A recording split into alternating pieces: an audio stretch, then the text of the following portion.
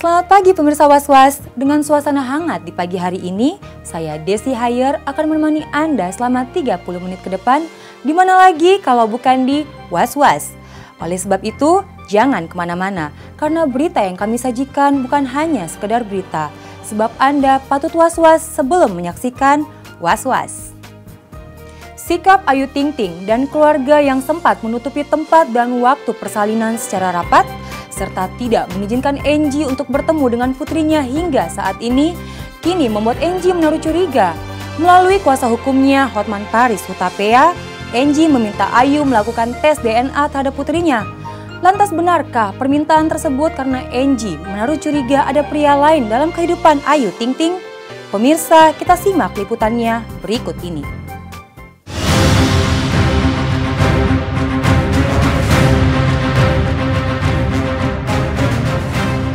Angie menantang Ayu Ting Ting menjalani tes DNA.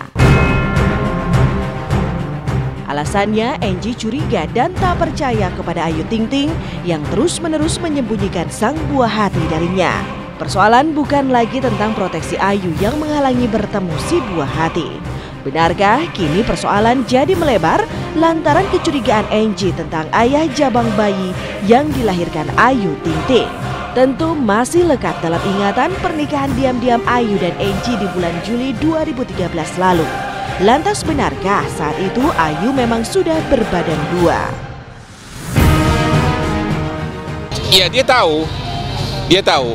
Cuman menjadi pertanyaan dia adalah kenapa sesudah nikah cuma 20 hari dengan alasan yang tidak masuk di akal tiba-tiba dia ditinggalkan. Si Angie bertanya, jangan-jangan gitu loh. Jangan-jangan ya kalian aja tanyakan. Pokoknya yang jelas sekarang si Angie menjadi sangat curiga. Maka dia minta dilakukan tes DNA. Keinginan tes DNA sudah final dan tak ada tawar-menawar lagi. Angie melakukan tantangan ini demi membunuh rasa penasaran atas sikap Ayu yang begitu membencinya. Hingga berbuntut Ayu pergi dari rumah di 20 hari pernikahan mereka. Angie mencurigai ada sesuatu di balik sikap Ayu ini. Apalagi setelah pergi meninggalkan Angie, Ayu kemudian menggugat cerai. Berbeda dengan Angie, Ayu justru terlihat santai saja menanggapi tantangan Angie. Saya bingung lah, kemarin aja katanya minta namanya ditulis di akte. Sekarang mau minta tes DNA. Mau minta apa lagi dari saya sama anak saya sama keluarga saya? Belum cukup semuanya. Kalau seorang bapak meminta dilakukan tes DNA, berarti apa? Ada pertanyaan dalam dirinya, gitu loh. Ada sesuatu yang dia mau buktikan. Lahir 28 Desember, kawin bulan Juli, berarti dari segi jangka waktu cuma sekitar 6 bulan. Ya, sedangkan menurut informasi sebenarnya bayi itu lahir tidak prematur gitu loh, berarti 9 bulan. Berarti apa gitu kan? Berarti berarti sebelum menikah udah berapa bulan gitu kan? Itu pertanyaan kan? Ya kalau si Ayunya mau kapan? Gitu. Itu yang susah karena prosedur hukumnya nggak ada yang memaksa untuk tes DNA kecuali ada perkara yang sedang berlangsung, misalnya kecuali ada perkara pidana. Ini kan tidak ada perkara pidana gitu. Ketawa lah, saya dengar ketawa aja dulu. Yang ingin diketawain tuh apa? Lucu aja. Kalau perut saya bisa goyang saya ketawa. Coba masih hamil ya.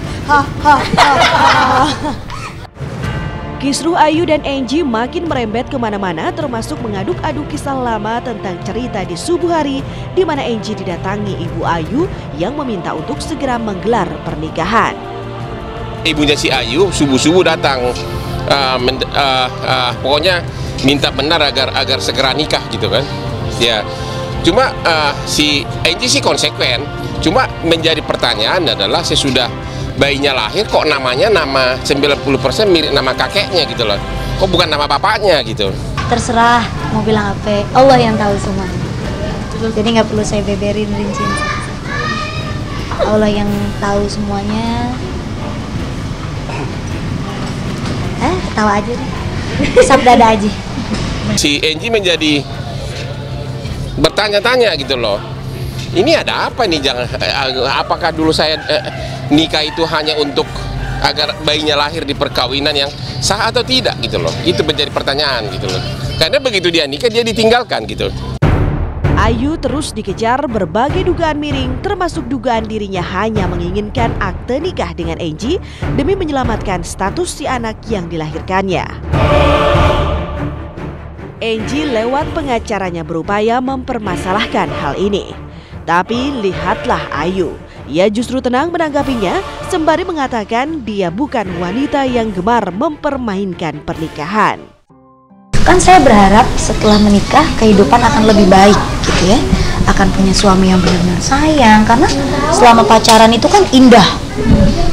Setelah menikah ternyata 360 derajat berbalik semua. Tidak seperti apa yang saya bayangkan. Saya juga bukan perempuan stres, saya juga bukan perempuan gila, ya, yang main maksudnya pisah kayak begini tuh siapa yang mau gitu, nggak ada yang mau gitu kan.